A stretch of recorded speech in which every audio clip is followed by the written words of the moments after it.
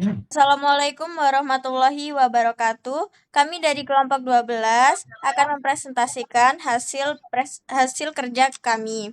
Sebelumnya izin memperkenalkan diri, nama saya Tantri Widaningsi dengan NPM 50. Saya Tuanti Lestari dengan NPM 49. Oke, materi yang pertama adalah The General Theory of Relativity yang akan disampaikan oleh Tuanti.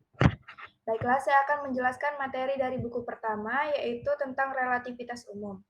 Relativitas umum adalah teori fisika yang dikembangkan oleh Albert Einstein pada tahun 1915 untuk menjelaskan gravitasi sebagai kelengkungan ruang waktu akibat keberadaan massa dan energi, menggantikan pandangan klasik bahwa gravitasi adalah gaya tarik antar benda. Teori ini penting karena mengatasi kelemahan mekanika Newton, terutama dalam kondisi ekstrim seperti kecepatan tinggi dan medan gravitasi kuat. Ia menjelaskan fenomena yang tak bisa dijelaskan teori klasik, seperti pergeseran orbit Merkurius dan pembelokan cahaya oleh gravitasi. Baiklah, saya akan menjelaskan materi buku kedua, yaitu tentang cahaya, gelombang atau partikel. Cahaya adalah radiasi elektromagnetik yang dapat dilihat oleh mata manusia. Dalam fisika, cahaya mencakup berbagai sifat mulai dari perilaku gelombang seperti interferensi dan difraksi, hingga sifat partikel seperti dalam efek fotolistrik. Studi tentang cahaya mengungkap bahwa ia tidak dapat dikategorikan secara sederhana, melainkan memiliki sifat ganda yang unik. Memahami sifat cahaya sangat penting karena cahaya adalah kunci utama dalam memahami alam semesta. Pengetahuan tentang cahaya telah memicu lahirnya teori kuantum, teknologi optik, komunikasi serat optik, hingga citra medis.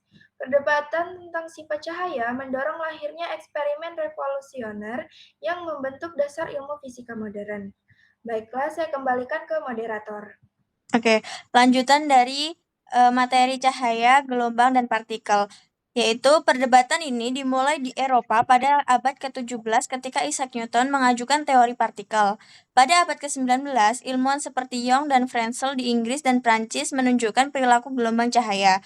Pada awal abad ke-20, Einstein di Jerman menunjukkan bahwa cahaya juga bertindak sebagai partikel atau foton yang menandai dimulainya fisika kuantum. Isaac Newton mendukung teori partikel.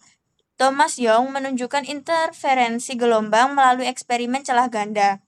Augustin Jean Fresnel secara matematis mengembangkan teori gelombang, dan Albert Einstein menjelaskan efek fotolistrik menggunakan konsep foton. Tokoh-tokoh ini memainkan peran penting dalam membentuk pemahaman kita tentang cahaya.